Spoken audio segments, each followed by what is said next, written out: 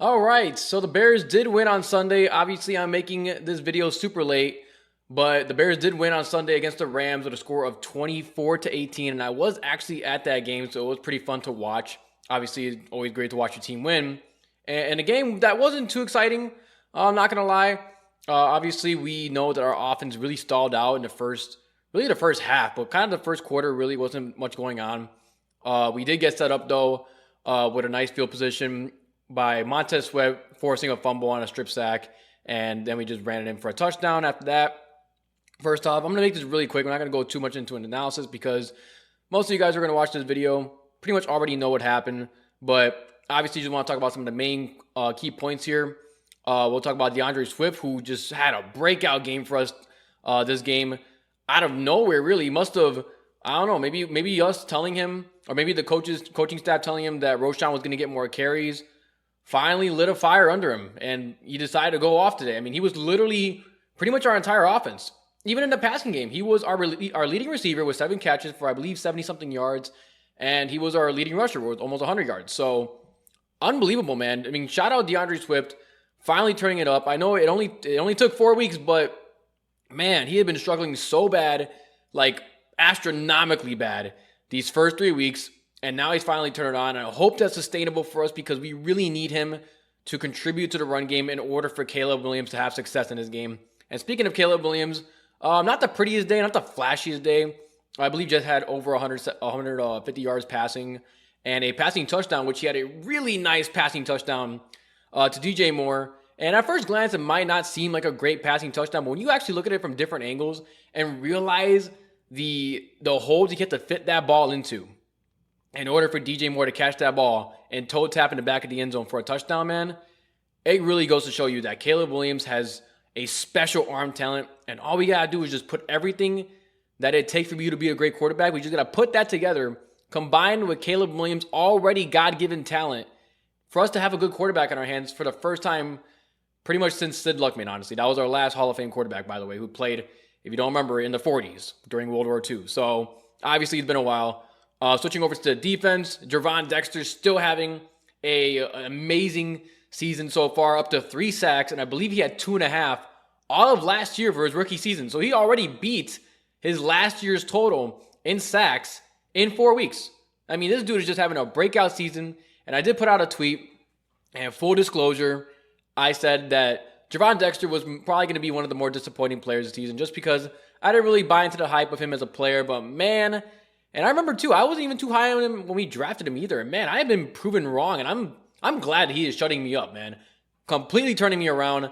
I mean, Gervon Dexter's just been a solid piece, and Matt Eberflus's defense works really well when you have interior pressure. And shout out Andrew Billings, too, getting pressure as well. And Montez Sweat, obviously, like I said earlier, forcing that fumble. But Gervon Dexter, man, has just been a force to be reckoned with so far through the first 4 weeks of this season. And then shout out, too, probably a defensive MVP, Jaquan Brisker, man, just everywhere. I mean, he actually should have had 2 interceptions. He had 1 interception at the end. That was a game-sealing INT. But he had what should have been an interception earlier in the first half where he stepped out of bounds apparently and didn't reestablish himself in bounds, which I don't really know how that rule works, not going to lie. And it kind of sounds stupid the way they put it. But whatever, nonetheless, that interception was wiped off, and it counts actually as a incompletion, I guess for the offense. But man, Jaquan Brisker, aside from the interceptions, man, was just flying everywhere. Even had a sack in this game, too, sacking Matthew Stafford.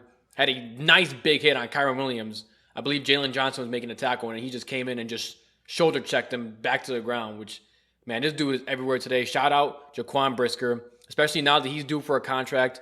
Not this season, but the next season. So he's getting really close to an extension area and talks for extensions, and I believe he should be getting his money paid.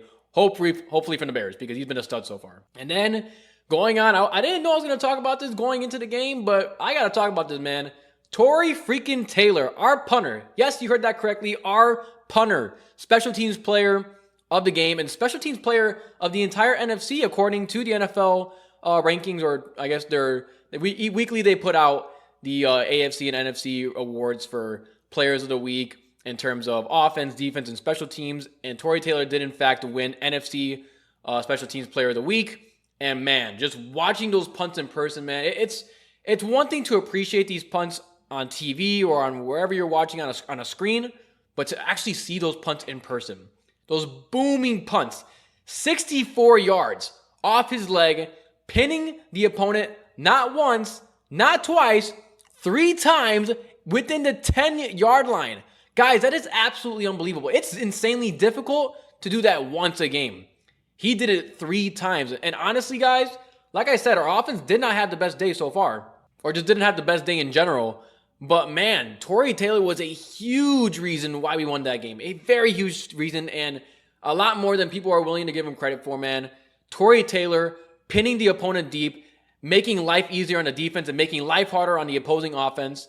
And, basically, saving Caleb Williams from when he had bad drives and the offense when they had bad drives to being able to just put them at the other side of the field and say, you know what, you're going to have to drive, instead of 70 yards, you're going to have to drive 90 plus yards to get a touchdown or 60 plus yards to get a score. And that's really huge for an offense, especially right now. We're still struggling a little bit. We're still trying to find an identity, and we're still trying to just get things to work together. But Torrey Taylor, man, MVP of special teams, obviously, but man, it's just what an amazing day it was to be a Bears fan that day. Obviously, Caleb didn't have the greatest game, and obviously that's what we're still looking for, really, for Caleb Williams to have kind of like, I guess, that 300-yard, 3 TD performance, where he just absolutely dominates the team and wins. And maybe that comes against the Panthers, and I'll make a separate video on that on Friday or Saturday. But so far, man, Caleb Williams has looked solid. Nothing perfect, but he played kind of the game manager type role in which he did what he needed to do.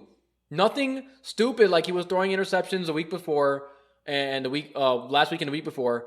He was actually, keeping the ball safe, and he didn't really take any deep shots. And that is the one area I feel like he needs to improve on is his deep ball accuracy. And I guess it comes with the chemistry of the players around him. But honestly, guys, I'm happy with how Caleb Williams is progressing.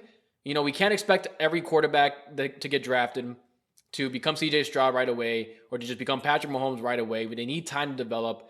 And Caleb Williams, as great as he was in college, is no different. He's going to need time to develop. And this season is all about development and improvements. If he improves, that's a W. He improved this week. He played statistically his best game. Obviously, you don't want to talk about, the low passing yards and only 1 touchdown, but quarterback rating, skyrocket. I mean, he was 102.6 today. On Sunday. Had a really solid game. So let me know what you guys think about the Bears game, man. Let me know down below. Bear down, I'm out.